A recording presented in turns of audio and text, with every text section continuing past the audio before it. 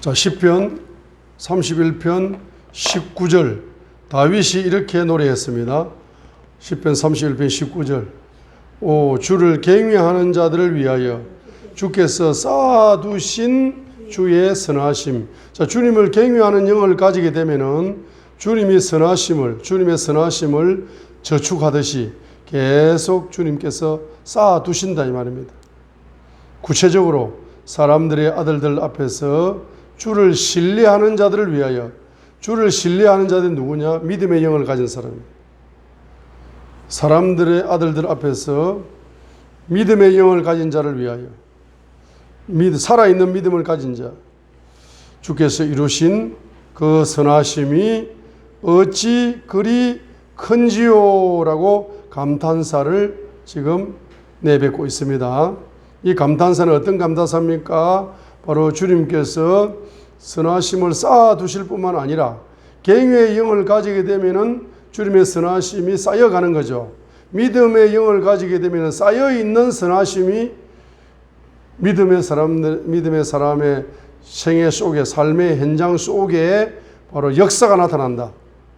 큰 역사, 선하심의 큰 역사, 이루시는 선하심, 큰 역사 나타난다는 겁니다. 자, 그래서 이제 이 누구예요? 민수기 14장 바로 7절부터 9절까지 해서 보여주고 있는 민수기 14장 7절부터 9절까지 보여주고 있는 이것은 바로 누구의 믿음이다? 여호수아의 믿음입니다. 여호수아는 어떤 믿음입니까? 땅을 정탐하고 나서, 자, 여호수아는 세 가지를 지금 설명합니다. 첫 번째는 에브라임 가문의 소속이다. 에브라임 가문은 어떤 가문이냐? 미래를 번영시킬 가문이다. 국가적 개인의 가정과 가문과 국가를 번영시킬 가문이 에브라임 지파다. 그 에브라임 지파 출신이 누구다? 여호수아다. 그 여호수아는 뭡니까? 바로 눈의 아들 호세아다. 눈의 아들이다, 아들. 그 지파에서 태어난 아들이다. 그래서 이 아들은 개인과 가정과 가문과 국가를 뭐하게 만들 인물이다. 번영시킬 인물이다. 그 이름이 여호수아다.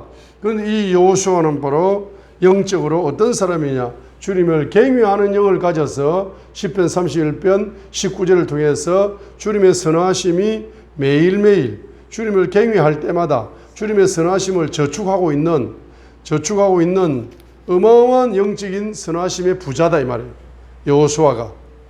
여호수아가 하루아침에 지도자로 선택을 받은 것이 아니고 여호수아는 어릴 때부터 그 에브라임 가문에서 신앙 교육을 잘 받아가지고 주님을 경외하는 영이 계속적으로 증가되고 있음으로써 주님의 선하심이 계속 저축되고 있는 그러한 사람이 누굽니까?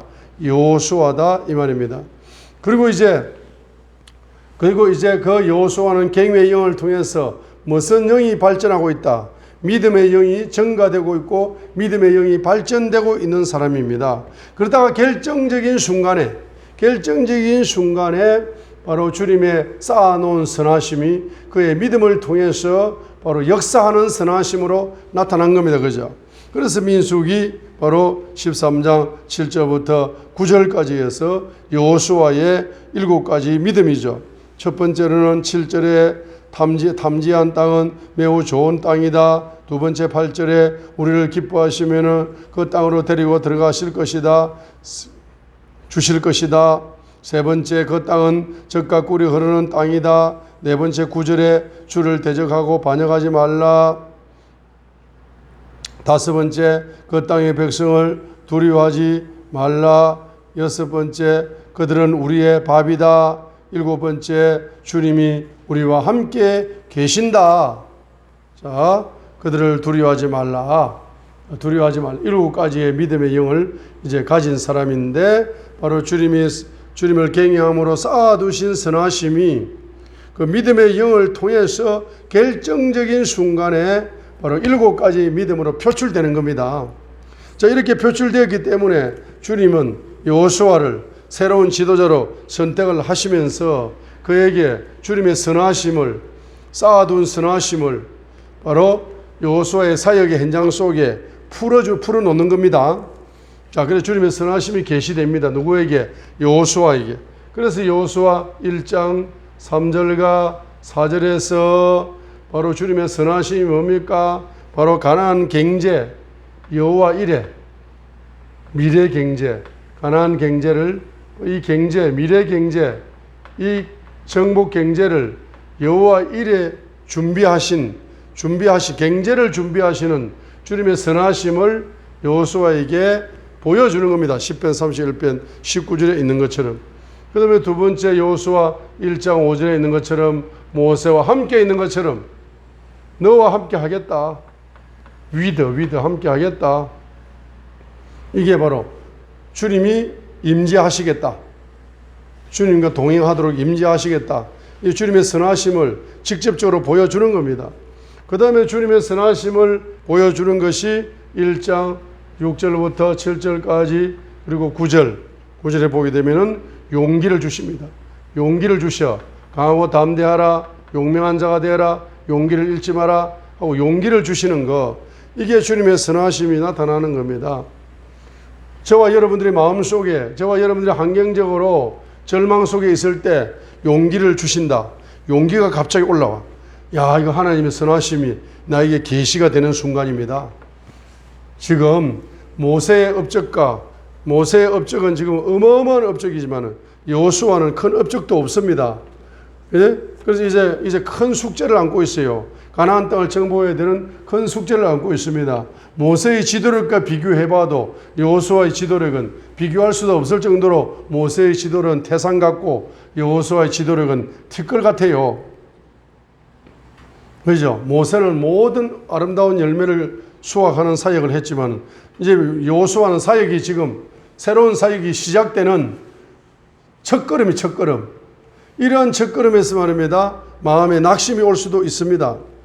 여러분 환경적으로 가난이 오고 환경적으로 질병이 오고 개척교회가 시작되고 뭐 이렇게 되다 보니까 모든 게 부족한 게 너무 많습니다. 부족한 게 너무 많아가지고 실망하고 좌절할 수밖에 없는데 막 기도를 하고 있는데 갑자기 하나님이 새로운 계시를 주시면서 영감을 주시면서 마음속에 용기가 폭발하는 거야. 용기가 충만한 겁니다. 이것은 바로 주님의 선하심이 그 지도자의 마음 속에 뭘 주신 것이다. 용기를 주신 것이다 이 말입니다. 그 주님의 선하심이 용기라는 색깔로 계시가 된 겁니다. 그죠? 그러면서 네 번째로 여호수아 1장 8절에 이 율법책을 내 입에서 떠나지 말고 내 말을 믿어라. 성경 말씀을 주시는 거죠. 이 말씀 계시를 믿어라. 말씀 계시를 주시는 겁니다. 이 말씀 계시가 깨달아지는 거예요. 막 기도를 하는데 주님께서 새로운 말씀의 계시를 열어주시는 것은 주님의 선하심이 나에게 보여주는 거죠. 1장 10절로 18절에 보면은 이제 백성의 두령들과 르우벤 지파, 갓 지파, 므낫세 반 지파를 연합하는 연합의 인맥을 붙여주시는 겁니다. 혼자서는 아무것도 할 수 없는데 주님께서는 연합의 인맥을 붙여주셔서 주님의 선하심을 보여주시는 겁니다. 여섯 번째로 여호수아 3장 9절로 10절에 있는 것처럼 바로 요단강 기적을 통해서 앞으로 가나안 7족속을 다 요단강 기적처럼 정복하게 만들어 주실 것이라고, 이 정복의 기적이 연속적으로 일어나게 될 것이라고, 바로 기적을 확신을 가져라라고 여호수아와 이스라엘 백성에게 주님의 선하심을 이제 보여 계시해 주시는 겁니다. 그 여호수아 4장 14절에 보게 되면 모세와 함께한 것처럼 모세의 지도력이 여호수아의 지도력으로 전이될 뿐만 아니라 여호수아 사역의 일생 동안에 그 지도력을 보장해 주심으로써 주님의 선하심을 여호수아에게 계시해 주고 있다는 사실인 것입니다.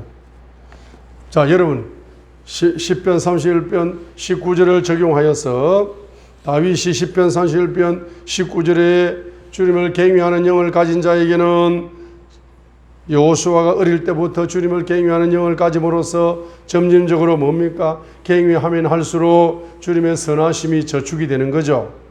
그리고 여러분의 뭐 할 때 믿음의 영을 가지게 될 때 비로소 그 선하심이 표출되고 계시되고 실상으로 역사해 주시는 거죠.